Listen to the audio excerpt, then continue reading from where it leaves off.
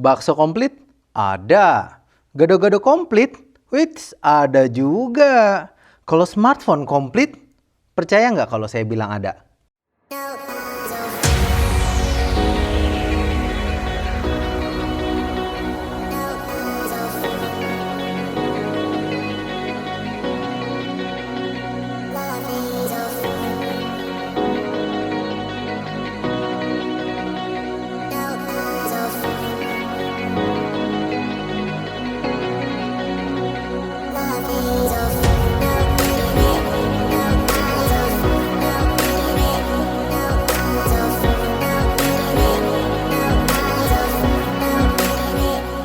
Ini dia sob, LG V20, flagship penutup tahun dari LG. Konsep yang dibawa LG V20 ini menurut saya cukup menarik. Pendekatannya tuh kayak palu gada. Apa lu mau? Gue ada.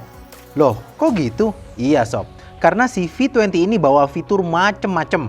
Apa aja? Mari kita mulai dari desainnya terlebih dahulu. Penampilan depan dari smartphone ini nggak beda kayak smartphone biasa. Desain earpiece-nya sempat ngingetin saya sama BlackBerry Z10. Cuman pas HP ini saya nyalain, tentu ada hal yang menarik perhatian. Ini apaan ya? Kok nyala terus? Jadi sob, di atas layar LG V20 ada layar kecil yang fungsinya nanti akan saya bahas lebih lanjut. Di bagian belakangnya juga ada yang menarik perhatian. Punya dua kamera fingerprint sensor yang kalau diperhatiin kayak muka robot ya. Nggak lupa ada tato B&O atau Bang & Olufsen dan logo V20. By the way, sedikit catatan buat fingerprintnya. Responnya sebenarnya cepet, cuman ada delay dikit pas layar nyala, jadi ada kesan mikir sedetik dulu. Berbeda sama flagship kebanyakan yang berjuang untuk terlihat ramping dengan mengusung desain unibody, LG masih setia dengan back cover yang bisa dilepas. Sehingga sobat masih punya akses ke baterai. Unit yang saya review ini merupakan unit Korea ya sob, yang mendukung satu SIM. Unit yang dijual di Indonesia punya dual SIM slot dan satu slot lainnya buat micro SD. Tidak hybrid, jadi sobat tetap bisa pakai dual SIM plus micro SD. Secara keseluruhan, desain LG V20 ini masih terasa mewah. Bagian metal di belakangnya yang terlihat dan terasa maco, dan bagian depan yang unik karena kehadiran layar kedua. Memang kalau dibandingin sama toko sebelah, beberapa sudah menjual flagshipnya dengan fitur anti air, sementara si LG enggak. LG malah membekali smartphone ini dengan sertifikasi drop test standar militer Amerika. Buat saya lebih penting anti jatuh dan masih punya akses ke baterai daripada anti air tapi nggak bisa ganti baterai sendiri. Ya itu kan kalau saya. Kalau sobat gimana? Polling ditandai di pojok kanan atas ya. Karena diproyeksikan sebagai smartphone flagship, maka spesifikasi yang dibawa LG V20 ini cukup tinggi. Prosesor Snapdragon 820, RAM 4GB, memori internal 64GB yang bisa diekspansi melalui microSD, layar 5,7 inch beresolusi 2K, dan baterai berkapasitas 3200 mAh. Pokoknya spek tertinggi yang bisa sobat dapetin di pasar Indonesia sekarang. Jadi untuk urusan benchmark atau sensor harusnya sih nggak jadi perhatian karena memang nggak ada masalah. Buat main game, LG V20 ini enak banget ya sob. Kombinasi layar beresolusi 2K dan prosesor kenceng bikin gaming di sini wena pol. Terlebih, LG V20 juga sudah mendukung Vulkan API. Jadi buat sobat pencinta gaming mobile yang menganggap smartphone gamenya adalah investasi, hal ini cukup penting karena kedepannya Vulkan API ini akan diadopsi sama game-game bergrafis tinggi di masa depan. Untuk lebih mengerti mengenai Vulkan API, baiknya sobat menonton video yang sudah saya taruh di infocard di pojok kanan atas. Hal yang cukup menarik dari LG V20 adalah di bagian softwarenya. Menjalankan Android versi terkini yaitu Android Nougat yang bahkan lebih dahulu loh daripada perangkat dukungan Google lainnya seperti Nexus ataupun Pixel. Nah, dengan menggunakan Nougat, multitasking tuh menjadi semakin mudah karena hadirnya multi Windows secara native. User interface-nya khas LG dengan kostumisasi yang cukup banyak. Ya tema, yang ngatur transisi, ya jumlah grid aplikasi, dan lain-lain. Beberapa dari sobat mungkin akan melihat fitur ini tuh ribet. Tapi saya suka banget cara LG untuk membiarkan penggunanya sendiri yang memilih experience seperti apa yang pas. Tombol back mode di sebelah kanan? Bisa. Notification tray nggak kejangkau? Tambahin tombol ini aja. Home screen mau ada app drawernya? Gampang. Apalagi sekarang ada secondary display yang bisa dipakai buat menyimpan aplikasi ataupun shortcut pilihan dan juga bisa dibuat tulis nama loh, biar gaya. Hal lain yang bikin LG V20 spesial banget adalah di sektor audionya. Di bagian ini saya serahkan ke Om Ir. Sebenarnya untuk tipikal suaranya sendiri sih hampir sama seperti semua handphone Android ya, lebih ke warm, artinya suaranya itu lebih cenderung tebal gitu. Terus kalau lihat dari detailnya ini emang juara banget. Kerasa banget bedanya kalau kita pakai handphone yang Quad PAC ini kayak bukan gimmick gitu loh. Itu detailnya kerasa banget pertama. Yang kedua, separasinya bagus, stackingnya nggak begitu berasa, kerasa sempit. Jadi kayak semua instrumen itu di tengah. Mungkin itu mentok di kapabilitas, di kemampuan dari si earphone bawaannya. Mungkin kalau sobat pakai earphone yang mungkin jauh lebih mahal atau jauh lebih bagus, bisa lebih enak lagi. Bahwa kenapa saya pakai earphone bawaan adalah untuk cari tahu seenak mana sih earphone bawaannya gitu kan. Handphonenya aja udah hi-fi. Harusnya si brand juga menyertakan earphone yang lumayan mumpuni. Dan saya bilang ini earphone-nya lumayan enak. Standar enak ya maksudnya. Yang kedua, kayaknya slot micro SD juga bukan tanpa alasan. Karena kalau kita tahu file lossless itu kan filenya ukurannya gede-gede ya, bisa puluhan mega, bahkan ratusan mega. Inilah alasan kenapa dia menyertakan micro SD slot. Ya harga nggak bohong sih ya, namanya Flex. Bandingin sama toko yang itu ya jauh banget suaranya. Nah, terima kasih Om Ir. Mari kita lanjut lagi sob. Membawa baterai berkapasitas 3200 mAh ngasih screen on time sekitar 4,5 jam, yang artinya terbilang oke saja, nggak wah.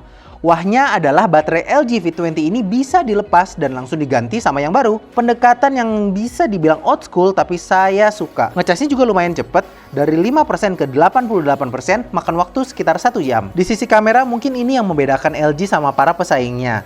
Memiliki setup dual kamera, yang satu 16 megapiksel dan 8 megapiksel wide angle, nggak hanya ngasih hasil kamera yang keren, tapi juga asik pas makainya sob. Hasil foto kamera 16 megapikselnya keren abis sob. Warnanya enak, detailnya juga cukup bagus. Kemampuan HDR-nya bisa dikasih jempol sob. Pokoknya keren. Untuk low light-nya juga terbilang bagus buat kelas smartphone. Bahkan katanya sih lebih bagus daripada iPhone 7 loh. Nggak percaya? Coba cek aja videonya dari Mbak Kristal. Lagi-lagi videonya ada ditandai di pojok kanan atas. Untuk wide angle-nya mungkin kata yang pas adalah unik. Untuk saat ini yang membawa konsep wide angle mungkin hanya LG, dan saya temukan cukup berguna untuk beberapa situasi, misalnya mau foto di dalam kereta atau lebih ingin ngasih lihat pemandangan di background. Maka fitur wide angle ini cukup berguna. Manual controlnya juga ada dan cukup lengkap.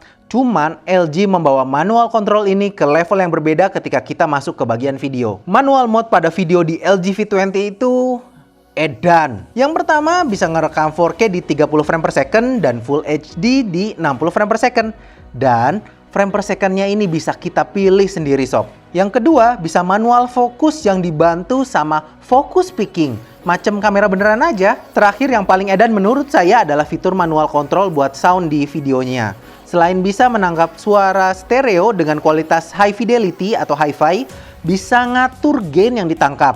Terus ngasih wind noise filter, dan ada low cut filternya segala. Directivity juga bisa sobat atur. Mau lebih memprioritaskan suara ke arah sobat, atau dari ambience. Kalau kata LG, si V20 bahkan bisa buat ngerekam konser.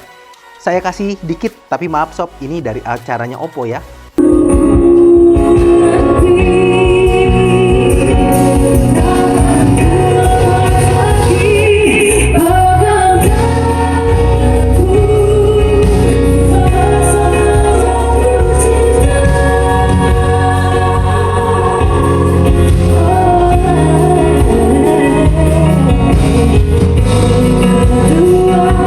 Hasil videonya juga bagus. Kalau ngerekam di Full HD, kombinasi OIS dan fitur steady shot ngasih hasil gambar yang tajam dan stabil.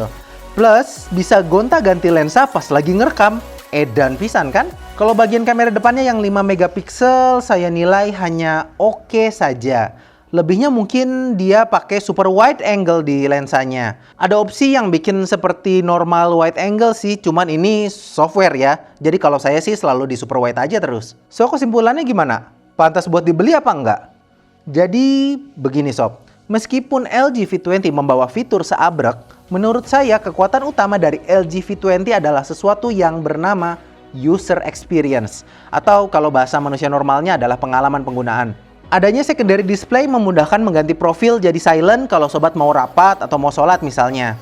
Pas main game juga nggak terganggu sama notifikasi karena nongolnya di secondary display, bukan di layar utama. Atau pas lagi nulis catatan di notes mau ngecek kalender. Karena sudah Android Nougat, sobat bahkan bisa cek kalender sambil buka notes, dengerin musik, asik. Kamera, Oke, mau foto di tempat sempit?